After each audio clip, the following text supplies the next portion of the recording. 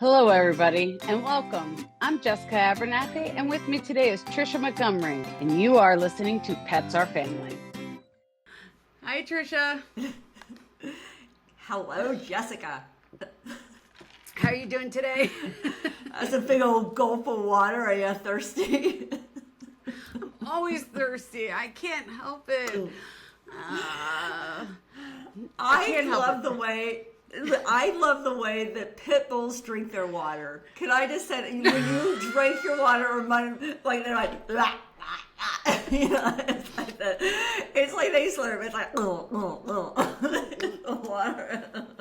I can't help it. I can't help it. All the medication that I'm on dries out my mouth. It's so horrible. Everybody sees me constantly drinking. It's because the medication I take dries out my mouth. I mean, for a lack of putting it, it just dry. I have cotton mouth 24/7. It's awful. So I'm always doing that. Okay, well, hydration is good. Hydration is very good. We need to hydrate more. What's it say? I think there's you're supposed to drink half your body weight in ounces. So if you weigh 120 pounds, you would need to drink 60 ounces of water per day to hydrate yourself and to make sure that your skin looks good. This is why I'm actually 80 and I only look like I'm 50. Yeah, but also I have learned a lot. I've learned this too, but you do have to put electrolytes in your water because you can drink enough water to dehydrate yourself. We talked about this because I said I'm always thirsty. I told you that, and you're like, put electrolytes in your water. So I started putting electrolytes in my water, which because every time I go into the hospital, they tell me I'm dehydrated. I'm like, how can I be dehydrated? I drink enough water to fill a camel's back. Did I ever tell you about the time that I put caffeine in my water and I didn't realize it? No. How do you put caffeine in your water? So, remember when Starbucks had those little like lime refresher things? Remember those things at Starbucks? It was like, I don't know, I think probably 10 years ago when they came out with those. I don't know, maybe less than that. Long story short. So I got one, and then they had the pre-packaged ones. I'm like, those are so good. I'm going to put those in my water. And so I got a box of them, and throughout the day, I put them in my water, never realizing that they had caffeine in them. They had caffeine in them. Oh, you didn't sleep for a week, did you? Oh, I was like up at like 3 o'clock in the morning, 4 o'clock in the morning. I couldn't figure it out. I'm like, what's going on here? So of course the next day I go to Starbucks again, of course giving you a shout out to Starbucks, even though I went into Starbucks, and Monica, who was the manager at the time, I said, I didn't sleep at all last night. And she's like, why not? I go, I don't know. I said something, and she's like, oh no, did you? I said, I put those lime things. She goes, those have caffeine in them. I must have had 4 of those in my water, and my last one was probably at like 6 or 7. So I didn't sleep for probably 3 days. Caffeine doesn't affect me that way. Never has. I could drink an espresso at 10 o'clock at night and go to sleep. Oh my God, I can't do that. I can't have any caffeine after 11 a.m. I really cannot. 10:30 is pushing it for me. Welcome to Pets Are Family, where we talk about caffeine. Yeah, and we do, and how it keeps us awake. We did throw in a little dog moment in there. So Jessica, my goodness gracious, you got something special that's going on with you. You're actually traveling as opposed to me this week, or in the coming. You're going to a conference. What conference is that coming up here? I'm going to the NAPS, the National Association of Professional Pet Sitters Conference. I leave this week. I'm on the board, so it's kind of mandatory I go. But I'm looking forward to it. I get to see all my little pet sitting friends. There's about 200 business owners that are going to meet in Savannah, Georgia. I love Savannah. I hear it. Go on the ghost tour. Go on the ghost tour. Oh my God, Savannah is amazing. Right. Yeah, that's what they keep saying to me, but it's kind of funny because it's supposed to be 75 here today in Chicago. It's warmer here than it is in Savannah. I'm just like, I don't get it. It's still beautiful. It's Southern spirit down there. It's just something about Savannah. It's just absolutely lovely. I'm glad you clarified what naps is, because I would think naps that you guys were all going there to take maybe a nap and learning how to nap properly. Yeah, no, I'm not a napper, so no, we're not doing that. So no. So we got 3 days of conference, and then I have a day of a board meeting. So yay, we're gonna have fun. So I'm looking forward to seeing all my friends and learning, and we're gonna have. I mean, there's a lot of learning going on, and I get to see some of the people that I coach too, because a couple of my students are going to be there too. So I'm really excited about it. So I leave Thursday early morning. I'm so excited. So because March is Pet Sitter Month. Yay! Right. And so we're getting ready to bring on a special guest right now, and we actually have a 2-part series this time. Who are we bringing on today? Yep, because we talked way too long. We just got a Gavin, and we just figured that would be too long of a person or one podcast. Yep. So yeah, we're actually bringing on one of the board members of NAPS, because we couldn't just talk to me. It wouldn't be right. I don't know why. I talk to you all the time. All right. Well, we're bringing on Joni Sullivan. She's on the executive committee. She's our secretary. I should know this, right? But she's our secretary. She's coming on, and she's going to represent our NAPS board. So I'm super excited. She's lovely. And I think I told you, she is a cancer survivor herself. I don't know if I shared that or not with you. I don't know if you did or not. That's beautiful for her. Yeah, she's a cancer survivor herself. She's a great fit for us because of Moose's March and stuff like that. She's a huge animal lover. You know, she's had her business for years. Her name is Joni, and but her company name is Joan of Arc. Gotta love that. I love that. Well, let's bring her on. I can't wait to meet her. All right, let me go get her. Hi, Joni. Thank you for joining us today. We're excited to have you. Yay! Hey, thank you so much for inviting me, Jessica and Tricia. I really appreciate that. It's a privilege and a pleasure. Thank you. I know, and I'm excited, and we're getting to spend time together here shortly. This is going to come out probably afterwards. You know what I mean? You and I were going to see each other at the conference, but that's okay. Everybody, all the timing and stuff like that. But it's a big month. March is Pet Sitting Month, and that's near and dear to my heart, obviously, because, I own a couple pet sitting businesses along with you. So today we're going to talk about the importance of hiring a professional pet sitter. And I wanted to have another pet sitter on the podcast with us today. So tell us a little bit about yourself really quick. I wanted to make sure everybody knows who you are and what you are about really quick. Great, thank you. Yeah, over 25 years ago, I started overnight pet care in people's homes, and I called myself Joan of Arc Pet Sitting because I was named after Joan of Arc, although my father doesn't know. He denies it. And yes, my business has grown, and it started just overnights. Now we're doing dog walking. During the day, it's been crazy. And the funny part was, it was after the pandemic, my business exploded. Oh, wow. Yeah, so, yeah, absolutely. Yeah. So I'm also certified with NAPS as a professional pet sitter and board member. Well, I'm part of the executive committee now, and I love it. So, yeah, that's the best part. Can I just insert a question here? I would think that following the pandemic, that everybody was home, but you're saying yours increased, but even though people were home, your business increased. It did. Ironically, my business partner, who was my backup for 10 years, we decided to become a business. We decided just do a partnership rather than hiring. She'd left her job in August of 2019. In January 2020, we signed the partnership agreement, and March came along, but we took care of essential workers, dog walking. Oh. Then when the doors started open up slowly, our overnight pet care started expanding. So, Wow. and then it just took off from there, and each year it's gotten better.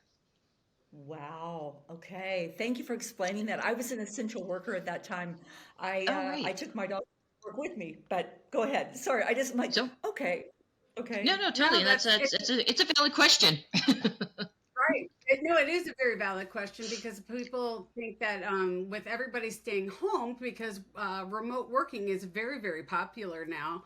And a lot of people are like, oh, we don't need pet sitters or dog walkers. And Oh, actually, the remote You workers do. are actually using us more now for dog walking than before because they are busier working at home because they realize that they can't walk away from their computers as easy as they thought they could. So right. they were thinking in the beginning when it first started in 2020, they were like, no problem. You know what I mean? Because it was like a Yeah. new fun thing. You know what I mean? But now it's a job. You know, they're realizing they can't walk away from their job or their lunch hour is not as easy. So they are hiring, dog walkers to come in and do that kind of stuff. So Some people understood that pet sitters didn't have any income coming in. So they also just kept their dog walkers coming in, and they just did a switch off without contact, which is very nice. mhm. Yeah, they did. Oh, got it. Mm-hmm. Okay. Yeah. That's Yeah. phenomenal. So So I want to talk a little bit about, the pet sitting, a professional pet sitter versus a hobbyist. You know what I mean? Obviously, Right. I know what the difference is Yes. and stuff like that. You know what I mean? Right. Obviously, I do. You know what I mean? Right. But you know Right. what I mean? But and I know Trisha's going to ask a couple questions because just Trisha's my Oh, sure. interviewer. Yeah, usually it's me piping in, not Trisha. But Yin to the yang. so yeah, but so explain to me in your words the difference between a hobbyist and a professional. For me, hobbyists will just, I hate to say it, like troll on Facebook. Someone's like, oh, I'm going away for the weekend. I need someone to take care of my dog. Oh, my daughter's really good. She's 16. She'll take care of your dog over the weekend. Or, they go on some of those online platforms with, are, they are what they are. And you don't know what you're getting. Now, I'm going to go to the bare minimum of what a professional pet sitter is. The bare minimum of a professional pet sitter would be someone who has a license for business and who is insured. Bare minimum. The next step would be if someone does first aid and CPR.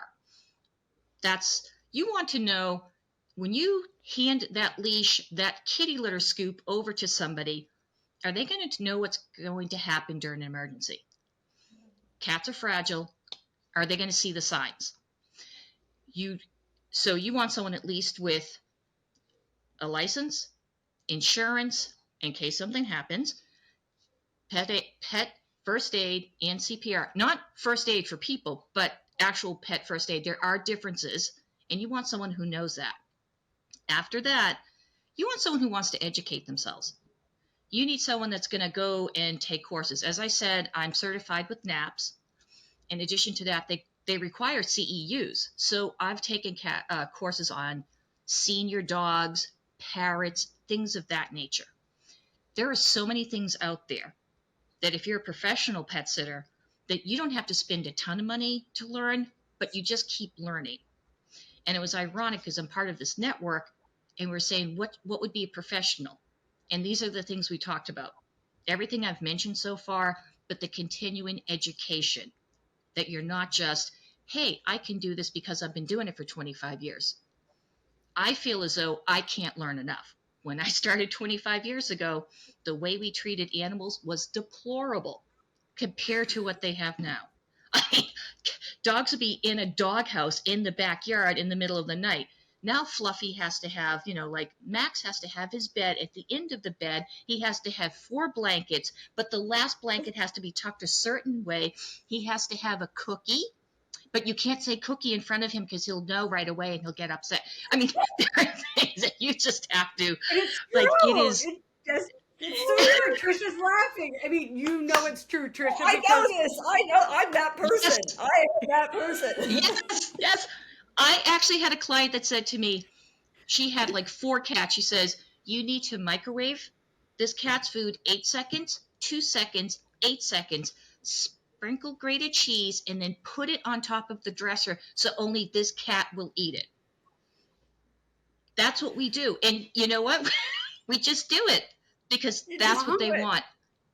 And I hate to say it, but sometimes if someone's not professional, they may not do that and then wonder, why isn't Fluffy not eating? Well, you didn't microwave your food 8, 2, and 8 and then sprinkle grated cheese. She's going to get sick. Right? You know, you as a parent know. Yeah, right. exactly. I mean, but it's so true, though. You know what I mean? I love that, though. And Trisha's like, I'm the one that would do that. Yeah, exactly. Yeah. Admitting is half the battle. Thanks, Trisha. Yep. Welcome. Anytime. And these are the things that, you want to be on top of. You want to make sure you know what's going on. So education and whatever they request. Right. You and I are in the middle. I mean, like I said, this is going to come out probably after you and I just getting back, but we are on our way to a pet sitting conference that we're going to be there for 4 days for. So we're getting our education again this week. You know what I mean? So Absolutely. we're going to be at, 3 days of conference. We're getting there a little early, but, we're part of that. But yes, that's one of the biggest things. And, we're trying not to, you and I are trying to be very careful how we word it. We're trying not to bash anything or anybody or any apps that are out there, but you need to do your due diligence. You know what I mean? But, the neighbor kid, you've got to remember the neighbor kid that, you want to bring over, you know what I mean? He's 5 or she's 10 or 15 or 20. I mean, you realistically have to remember that a 15-year-old that walks into your house that your dog is in. I mean, I have walked into a dog having a full-on seizure, or I've also walked into a dog having a stroke. You know what I mean? A 15-year-old that is your neighbor walking into a dog having a stroke is not going to know what to do. No. And is not going to be able to handle that. You know what I mean? And these are the things that you've got to remember. Also, I've walked into houses where, the neighbors' kids are actually having a party in the house. You know what I mean? Because they know that you're gone. You know what I mean? And they know the spare key is. Right. I've walked into houses where they've been robbed. You know what I mean? And, things like that. And they, the neighbor kid's not going to know what to do. You have to be prepared for all scenarios. You know what I mean? These are the things that you have to be prepared for, and you have to realize that, yes, you're going to pay for what you're getting. You know what I mean? But you got to remember Fluffy, has to have his food microwaved at 8, 2, and 8. You know what I mean?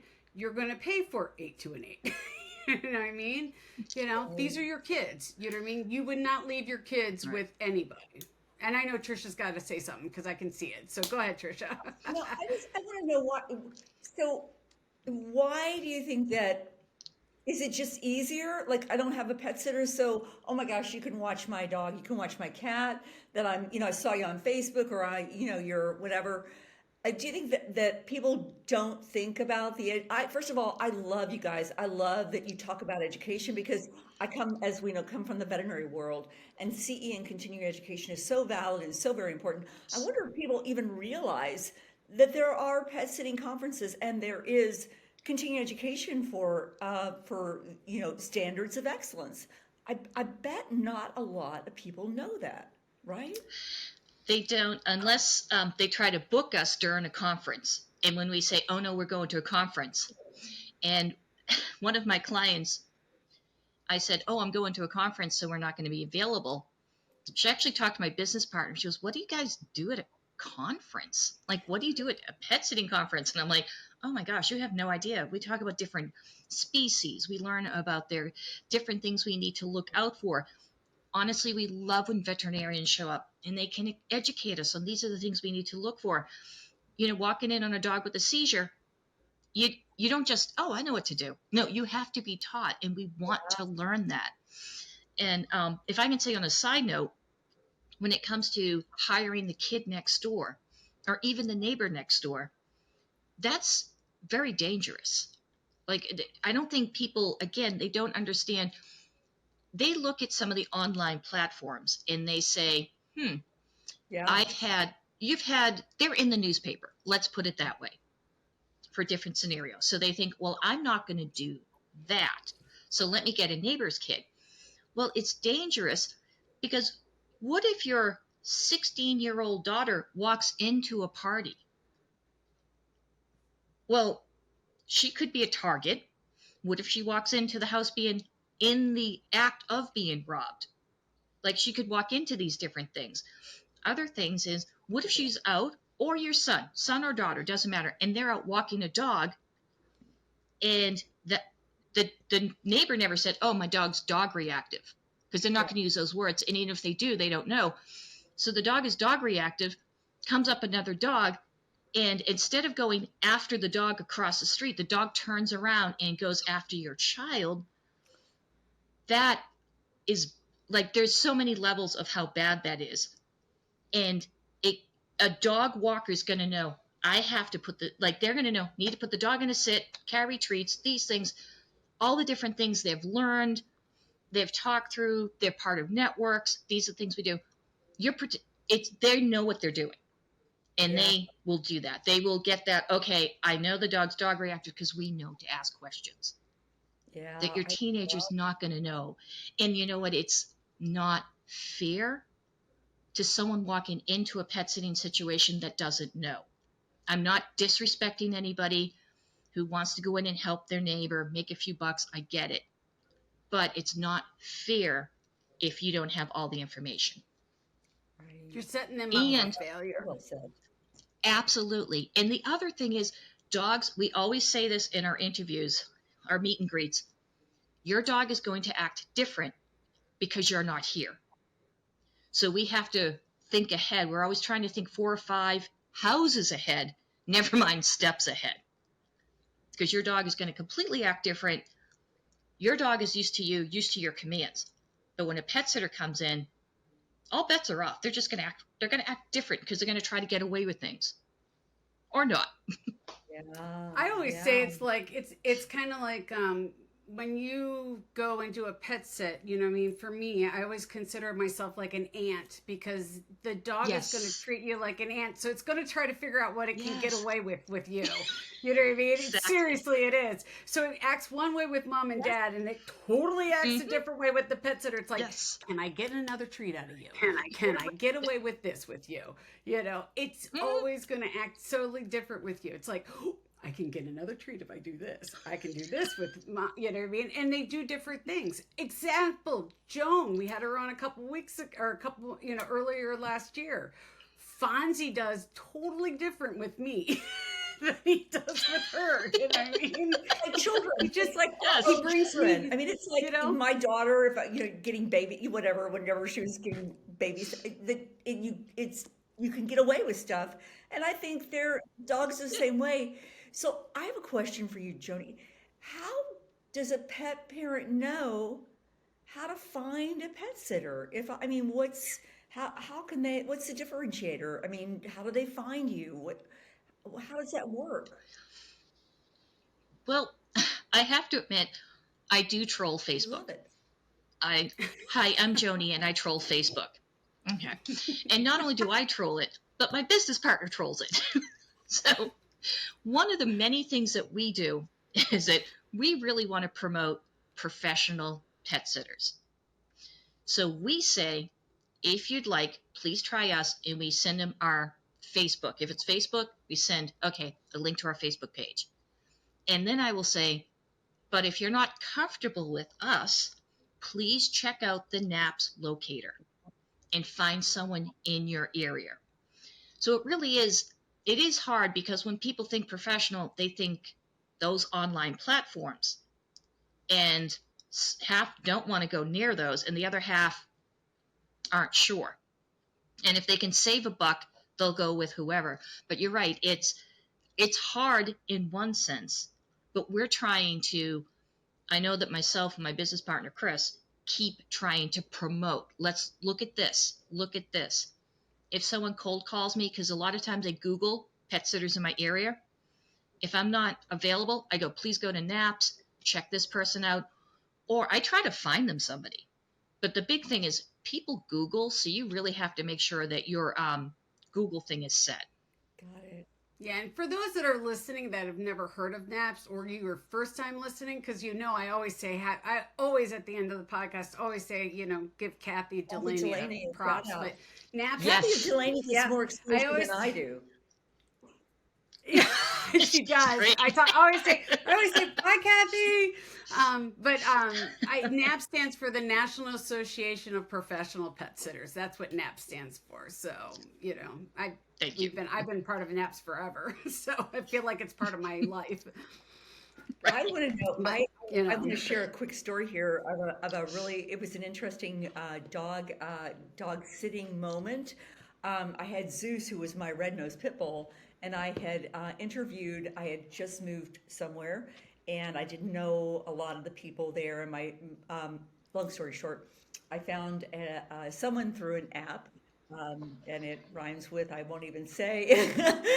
So anyway, interviewed about 5, 6, 7 Dover? different. Yep, over. Yeah. And I interviewed probably 5 to 6 different people, and I settled on this one girl. I really liked her. I checked her references. Everything was amazing. Everything was great. I was going to leave, I think, on a Thursday, and I gave specific instructions. She was going to actually stay at my house. All this great, everything was fine. We talked like the 2 days before that. A day before I had been out, I came back to my house and I'm like, where's Zeus? He wasn't in my house. Wasn't in my house. And then sometimes my neighbor Steve would come over and they would, take him for a walk if I was out. They, exchange. So I said, do you guys have Zeus? And they're like, no. I'm like, where did Zeus go? I mean, he was just disappeared. Long story short, she had gotten the dates wrong, picked him up a day early, and then taken him over to her boyfriend's house. And they had all kinds of dogs. He had gotten into a tussle because he was very dog reactive. And then she just came like bouncing into the house. Oh, I picked him up a day early. I said, out. You're out of my house. Canceled my trip. But I think people don't realize those. I mean, I think there's horror stories everywhere, but yeah, just pick, a day early, Oh, I know you said not to take him out of the house, and I know you said not to take him around dogs, but crazy. That's what we would consider a hobbyist. Yeah. You know what I mean? Yes. I mean, because Yes. that's a prime example of a hobbyist in our world. But how do Yes. you get around that? Because supposedly she had good reviews. I talked to some of the people. She had certification. Well, I didn't really check out. Yeah, she was on the other app. So she comes from the app, because on the app, you know what I mean? I mean, there are professionals on the app. Yeah. I mean, I Yes, there can't are. say that Yes. there aren't. There are sometimes, but you have to do your due diligence on seeing, are they insured?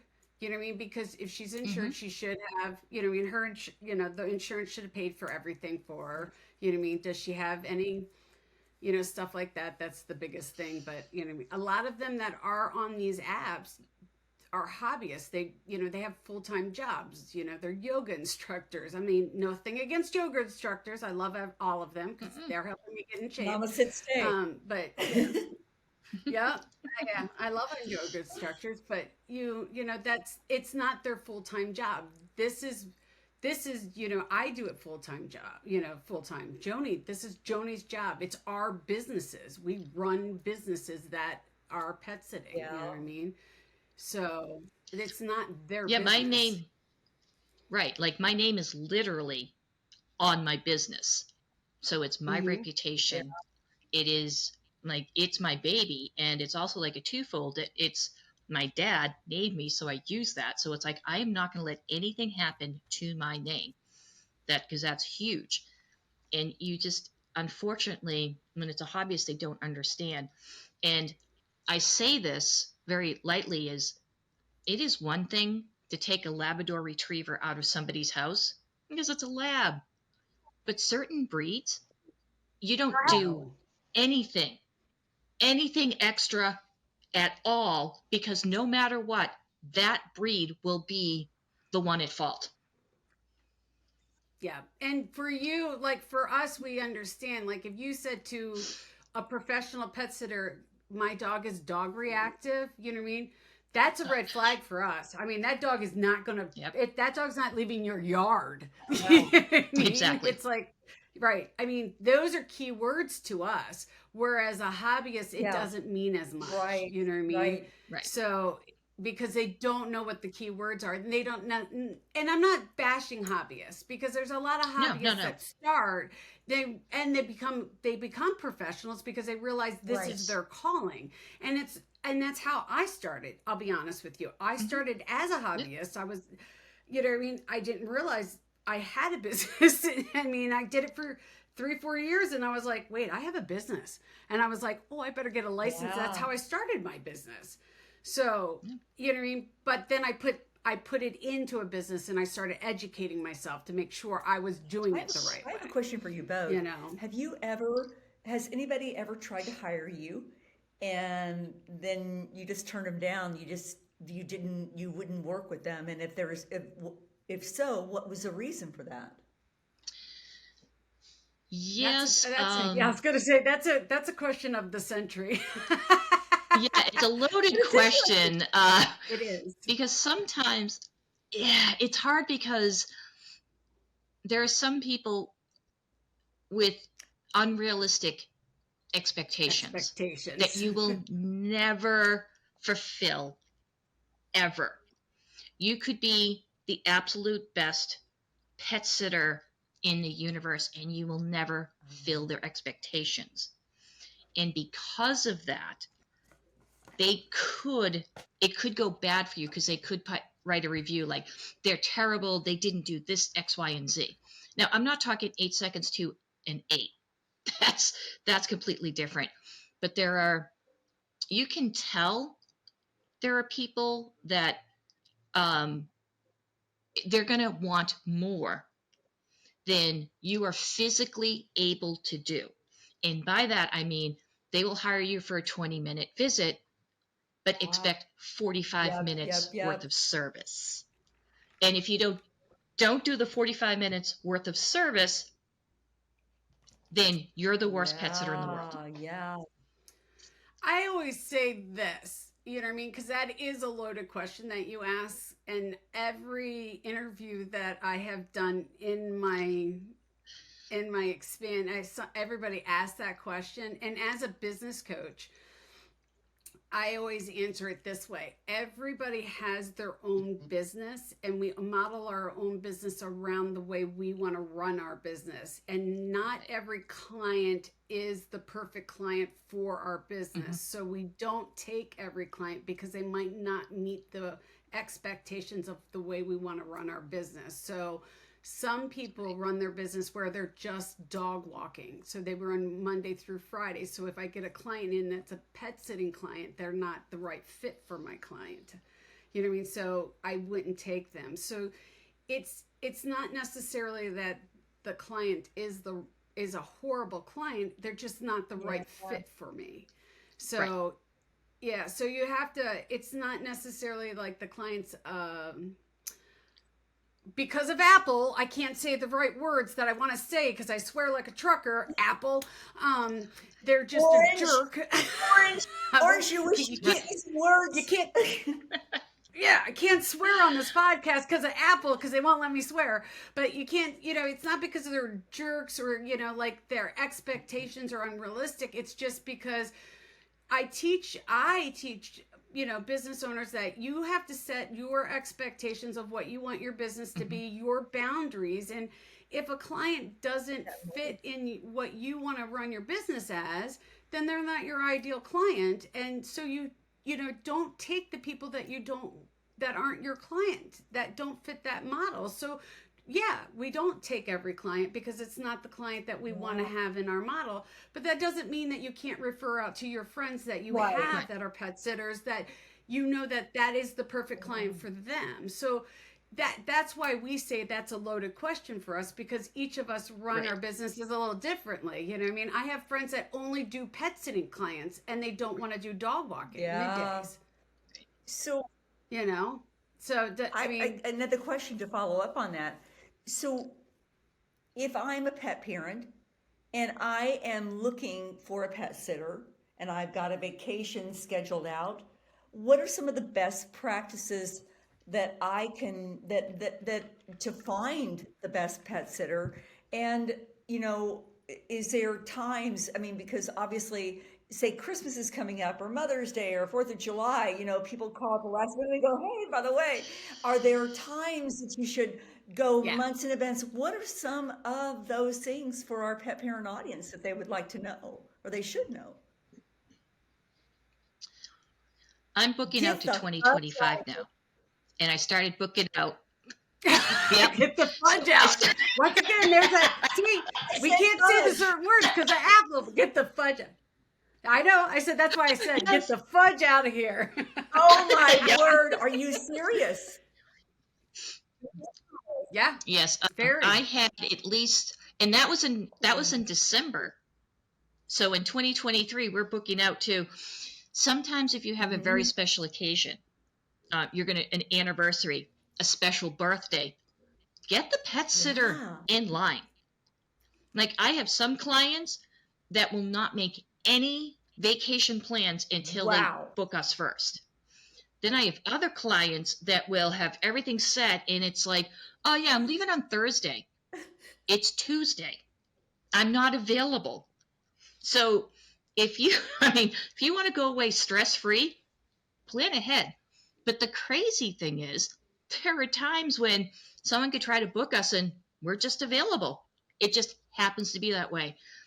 We're telling our clients now, because we used to not tell them this, but if you know something's coming up, book us before your plane tickets. Yep. I've said that for know. years. Wow. Yep.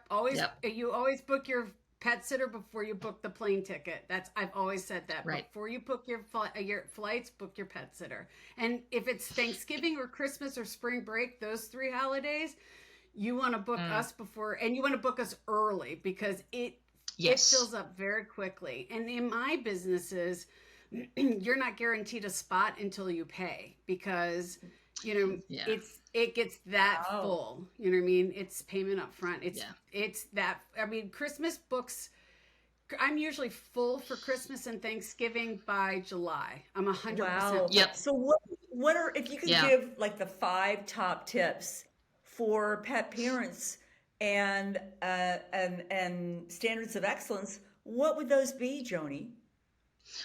For standards of excellence for a pet sitter, again, just a quick thing: license, insurance, first aid, but then make sure they have education, and make sure that they are constantly trying to educate themselves. The other thing is, you want to see, I hate to say it again, go back to social media. And if there's one particular pet sitter in my area that is constantly being referred. If anybody in my town is looking for a pet sitter, this particular pet sitter her name always comes up. That's a good sign. It's not to say that we're not as good. I mean, she just happened to be in this, I moved to this town, so she's been established in this town. So you want to have that.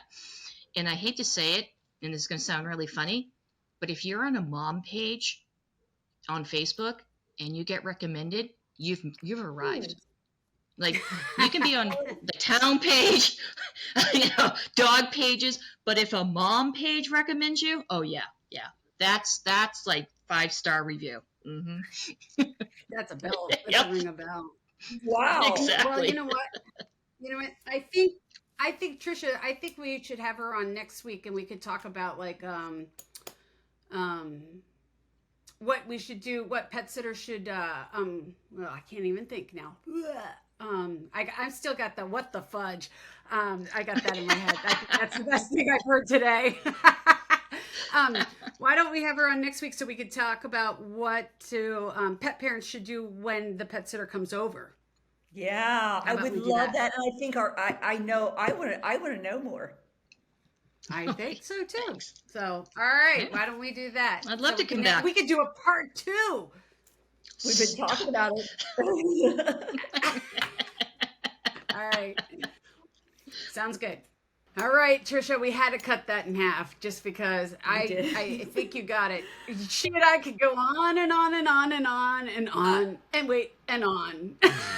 I love that. She is so interesting, and I think that the what she shares with us and is so important because there are things that you just don't even think about from a standpoint. Oh, I think I'm going out of town, and you don't plan for that. But like you said, you know, people should really book their pet sitter before they book their flights because last minute you may not have that opportunity to find someone to watch your pets for you.